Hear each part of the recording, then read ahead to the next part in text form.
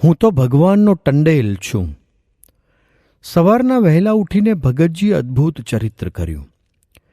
એકદમ વિજ્ઞાનદાસજીને બોલાવ્યા. ક્યાં ગયા વિજ્ઞાનદાસજી? ઉઠો એમ કહી નૃસિંહ રૂપ ધારણ કરી બોલ્યા. વરતાલમાં ધોળા પહેરી સૌના કહ્યા પ્રમાણે કેમ ન રહ્યા ને શું કરવા ધાર્યું છે એમ કહી સૌને વારાફરતી ઠપકો આપ્યો અને કહ્યું, તમોને વરતાલમાં શું કરવાના હતા તે ત્યાં રહેવાની ના કહી. મારી આગળ તો કહો. પછી સૌએ મળી પોતાની રુચિ હતી તે વાત કહી અને સર્વેએ તેમાં સાક્ષી પણ પૂરી. છેવટે કોઠારી બેચર ભગતે કહ્યું, મૂળી તરફ અમે ગયા હતા ત્યારે મહારાજશ્રીએ અમને કહ્યું હતું કે ભગતજીની બહુ વાર્તા ન કરવી. ત્યારે મેં કહ્યું કે મૂળા ખાય છે તેનો પણ ઉડકાર આવે છે, માટે ભગતજીની વાત આપની આજ્ઞાથી નહીં કરીએ તો પણ આવી જશે. આમ આવા સત્પુરુષનો જ નિષેધ હોય ત્યાં કેમ રૂચે? એટલે ભગતજી બોલ્યા, જુઓ, પેલા બિચારા આજ્ઞા પાડી માહી રહ્યા છે અને તમે કૂદકો મારી બહાર નીકળ્યા. એટલે તુરત જ યજ્ઞપુરુષદાસજી બોલી ઉઠ્યા, જો અમે બહાર નીકળ્યા તો અમને તમારો સંગ થયો ને મજા કરીએ છીએ, અને માહી છે તેને તમારો સંબંધ જ નથી. આ નાના સાધુની આવી નિર્દોષ પણ સત્પુરુષના સંગની મહિમાએ યુક્ત વાત સાંભળી ભગતજી હસ્યા અને અંતરમાં સમજણ જોઈ રાજી થયા. પરંતુ પોતાને ગમે તેમ કરીને આ મંડળને સત્સંગમાં જ રાખવું છે એટલે તુરત જ ફરી નૃસિંહ રૂપ ધારણ કરીને બોલ્યા, બસ તમે બધા ઉદ્ધત થઈ ગયા છો. કોઈ કહે છે મૂળાનો ઉડકાર મટે નહીં, કોઈ કહે છે બહાર નીકળ્યા એટલે મજા કરીએ છીએ, અને આટલી આટલી મારી વાતો તો તમે કોઈ ગણકારતા જ નથી. માટે હવે અમારે તમારા ભેગું રહેવું જ નથી અને જરૂર સમુદ્રમાં થઈને મહુવે જઈશું. એમ કહી ભગતજી ઢોલિયામાંથી ઉઠ્યા અને હેઠે ઉતરીને ચાલ્યા. પછી તો ઝવેરીલાલભાઈ તથા ઝવેરભાઈ તથા બીજા સાધુઓએ ઘણું કહ્યું પણ ન માન્યું, અને ઉતાવળા ચાલતા આગળ એક મોટો ટેકરો હતો ત્યાં ચડ્યા. ભગતજીને ટેકરા ઉપર ચડતા જોઈ ઝવેરીલાલે તેમને ઝાલવા દોટ મૂકી, પણ પગમાં કાંટો વાગ્યો. તે એકદમ બેસી ગયા. એટલે ભગતજી પાછા વળ્યા અને ઝવેરીલાલ પાસે આવી પગમાંથી કાંટો કાઢી બોલ્યા, શૂળીનું દુઃખ કાંટે કાઢ્યું. પછી પાછા વળીને બેઠા ત્યારે ભગતજી બોલ્યા, હું કહું તેમ કરો તો રહું. આ સાંભળી સૌના જીવમાં જીવ આવ્યો અને સૌ રડતા છાના રહ્યા. એવામાં એક ટંડેલ ત્યાં આવ્યો અને તેણે આ બધી લીલા જોઈ ભગતજીને પગે લાગીને પૂછ્યું, તમે આ બધાને શું કામ વઢો છો? ત્યારે ભગતજી કહે, તું પાંસરું વહાણ ન ચલાવે અને આડું અવળું ચલાવે તો તારો શેઠ તને ઠપકો દે કે નહીં? ત્યારે તે બોલ્યો, ઠપકો દે જ ને. એટલે ભગતજી બોલ્યા, હું પણ ભગવાનનો ટંડેલ છું, અને આ બિચારા અવળે માર્ગે ચાલે છે તેમાં મારું શું સારું થાય? અને ભગવાન મને ઠપકો આપે કે ન આપે? એમ કહીને પછી સર્વે ઉઠ્યા અને ઉતારે ગયા. ત્યાર પછી ભગતજીએ વરતાલ કોઠારી ઉપર તથા મુંબઈ કોઠારી ઉપર એમ 2 કાગળો લખાવ્યા અને એમ લખાવ્યું, જેમ તમે કહેશો તેમ કરીશું, અને કાળા પહેરાવશો તો પહેરીશું, અને સત્સંગમાં ફરીશું. એ પ્રમાણે લખાવીને સૌની સહીઓ તે બંને કાગળોમાં કરાવીને રાજી થયા અને કાગળો રવાના કર્યા. પછી સૌને આજ્ઞા કરી એટલે સૌ નાહવા ગયા, અને નાહીને આવ્યા પછી યજ્ઞપુરુષદાસજીએ એક દાડમ આપ્યું. તે જમ્યા અને સૌને પ્રસાદી વહેંચી. પછી મહાપુરુષદાસજીને કહ્યું, આ એટલે કે વિજ્ઞાનદાસજીને બતાવીને. તો માને કે ન માને, પણ તમે તો જરૂર મુંબઈ જાઓ અને આ નાથા ભગતને સાથે તેડતા જાઓ, એમ કહી ઘણી રમૂજ કરી. તે દિવસે નડિયાદના હરિભક્તોએ ખાંડના લાડુની રસોઈ કરાવી. રસોઈ સાધુ નારાયણ દાસે કરી. યજ્ઞપુરુષદાસજીને કોઈ હરિભક્તે અગાઉ એલચી આપેલ, તે ભગતજીને જમાડવાના સંકલ્પથી રાખી મૂકેલ. તે એલચી નાખી ભગતજી માટે ખાંડના લાડુ સરસ બનાવ્યા. આવી સત્પુરુષને વિશે મહિમાએ યુક્ત પરાભક્તિથી ભગવાન રાજી કેમ ન થાય? એ પ્રમાણે યજ્ઞપુરુષદાસજીએ પ્રેમથી ભગતજીને જમાડ્યા અને ભગતજી પણ તેમને કિશોર અને મનોહર મૂર્તિ જોઈ મંદ મંદ હસે અને રાજી થાય અને લાડુ વખાણી વખાણીને જમતા જાય. આવા અદ્ભુત ભક્ત અને ભગવાનના પ્રેમના ચરિત્રોના દર્શન તે મહાપુણ્યના યોગે જ મળે. સૌ સંતો તથા હરિભક્તો પણ જમ્યા. લોકવિરુદ્ધ આચરણ ન કરવું. બીજે દિવસે ઝવેરીલાલે ભગતજીને કહ્યું, આજે તો મને એવો સંકલ્પ થયો છે કે દૂધનો લાડુ મારા તરફથી બનાવીએ અને આપ પીરસો. સૌ સાધુને જમાડો ને સૌને સુખ આપો. ત્યારે ભગતજી બોલ્યા, ઠીક, પણ લોકવિરુદ્ધ આચરણ ન કરવું. એમ કહી તે ઉપર એક દ્રષ્ટાંત દીધું કે એક નાગર બ્રાહ્મણે એક કાઠીને લુગડા પહેરીને જમતા દીઠો અને પછી પોતાને એવી રીતે જમવાનું મન થયું. પછી પોતે રેશમી ગોદડું કરાવ્યું અને પોતાને પહેરવાના લુગડા બધા રેશમી કરાવ્યા.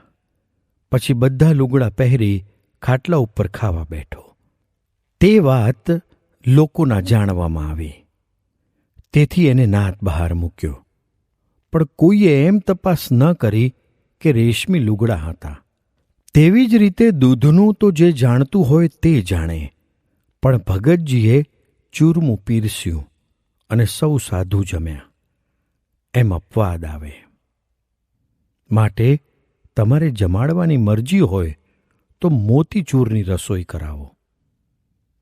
એ સાંભળી સૌને ભગતજીની આટલી શુદ્ધ વર્તવાની અને વર્તાવવાની રીત જોઈ, જેના દ્વારા મહારાજે કલ્યાણનો માર્ગ ખુલ્લો મૂક્યો છે અને લાખોના આત્યંતિક કલ્યાણ જેનાથી થવાના છે, તે પુરુષની કેવી રીત જોઈએ તથા તેમના આચરણમાં એક રતિ જેટલો પણ કોઈ દોષ ન કાઢી શકે એવા કડક નિયમ ધર્મનું શુદ્ધ વર્તન જોઈ પ્રેમમાં ભાન ભૂલી ગયેલા સૌ આવી અલૌકિક જ્ઞાન દ્રષ્ટિથી ભાનમાં આવ્યા.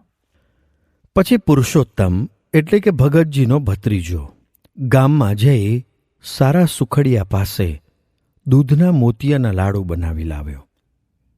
પછી ભગતજીએ સૌ સાધુ તથા હરિભક્તોને મોતિયા લાડુ પીરસ્યા અને બધાને સુખ આપી અપાર રાજી કર્યા. ચરિત્ર દર્શન અને જ્ઞાન. સાંજે સંધ્યા આરતી થયા પછી બધા બેઠા હતા. ત્યારે શાસ્ત્રી યજ્ઞ પુરુષદાસજીએ ભગતજીનું જીવન ચરિત્ર જાણવા સારું પૂછ્યું. ભગતજી, તમને સત્સંગ ક્યારે થયો ને ત્યાર પહેલાં શું કરતા હતા અને સત્સંગ થયા પછી શું કર્યું તે કહો. એક તો આ નાના સાધુની બુદ્ધિમત્તા, વિદ્વત્તા અને ભક્તિથી તેમના ઉપર અપાર રાજીપો ભગતજીને હતો. તેમાંય વળી કેવળ પ્રગટના જ લીલા ચરિત્રોથી જ સુખ શાંતિ માનનારે આવો પ્રશ્ન પૂછ્યો એટલે ભગતજી તેમના તરફ મંદ મંદ હસતા અનિમેષ દ્રષ્ટિએ થોડી વાર તો જોઈ જ રહ્યા. પછી વાત કરી. સંવત 1885 ફાગણ સુદ પૂનમના દિવસે મારો જન્મ થયો. ત્યાર પછી 6 વર્ષ તો રમતગમતમાં ગયા. પછી યોગાનંદ સ્વામીથી સત્સંગ થયો. પછી પીઠવડીમાં ગોપાળાનંદ સ્વામી તથા રઘુવીરજી મહારાજ મળ્યા.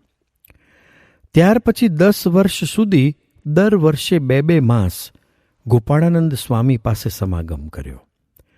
એવી રીતે 12-13 વર્ષ સુધી ગોપાળાનંદ સ્વામી પાસે રહ્યો. પછી ગુણાતીતાનંદ સ્વામીનો સમાગમ કર્યો. સ્વામી સંવત 1917ની સાલે બહુ રાજી થયા અને 3 વર આપ્યા.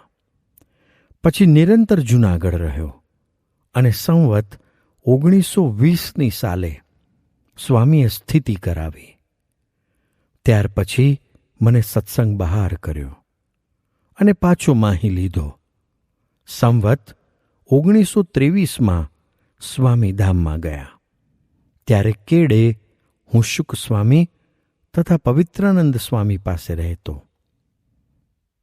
ત્યારબાદ વિજ્ઞાનદાસજી વગેરે સાથે ભાઈબંધી થઈ અને પછી વરતાલ, વડોદરા, સુરત, ચાણસદ, નડિયાદ, પેટલાદ વગેરે ગામોમાં ફર્યા અને ભાઈબંધોના મનોરથ પૂરા કર્યા.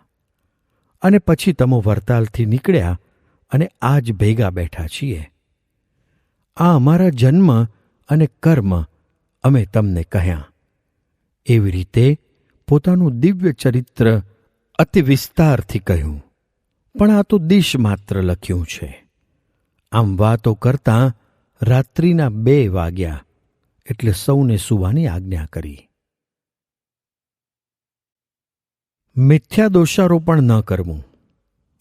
બીજે દિવસે સવારે ભગતજી નાહીને પૂજા કરતા હતા અને સર્વે સંતો આજુબાજુ બેઠા હતા. તે વખતે પુરુષોત્તમ બોલ્યો, સાધુ તો સારા પણ ઉપાસના ફરી જાય છે એમ લોકો બોલે છે, એ ઠીક નહીં. પછી ભગતજી તે સાંભળી બોલ્યા, અલ્યા તારો જીવ બળી જશે. આવા બ્રહ્મવેત્તા સાધુનો અવગુણ લે છે ને જાણ્યા વિના મિથ્યા દોષારોપણ કરે છે.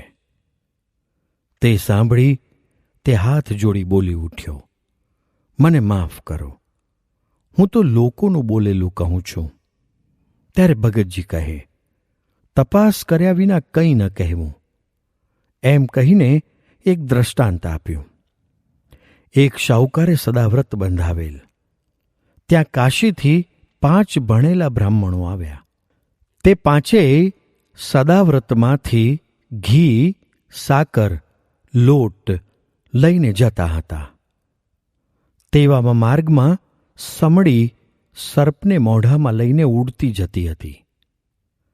તે સર્પની લાળ પેલા ઘીમાં પડી. તે કોઈના જાણ્યામાં આવ્યું નહીં.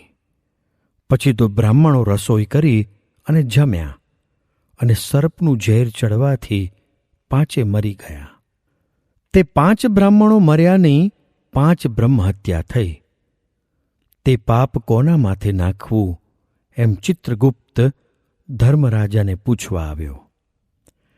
કારણ કે આમાં સદાવ્રત બંધાવનાર શાહુકારનો વાંક ન હતો, સીધું આપનારાનો પણ વાંક ન હતો, રસોઈ કરનારનો પણ વાંક ન હતો, સર્પનો તથા સમડીનો પણ વાંક ન હતો. પછી ધર્મરાજાએ ધીરે રહીને કહ્યું, પછી લખીશું. બીજે દિવસે એક બ્રાહ્મણ સદાવ્રત શોધતો તે ગામમાં ગયો. ત્યાં એક ડોશીને પૂછ્યું, અહીં કોઈ સદાવ્રત છે? ત્યારે ડોશી બોલી, હા, એક વાણિયાનું સદાવ્રત છે. તેણે કાલે 5ના તો કામ કાઢી નાખ્યા છે અને આજે તારો વારો છે, એમ કહ્યું. એટલે ધર્મરાજાએ ચિત્રગુપ્તને બોલાવીને કહ્યું, 5 બ્રહ્મહત્યાઓ આ ડોશીને માથે લખો, કારણ તેણે મિથ્યા આરોપણ કર્યું છે. એમ મિથ્યા આરોપણ કરવાથી ડોશીને માથે હત્યાઓ આવી. માટે તું વિચારીને બોલજે. એમ ઘણી વાતો કરી.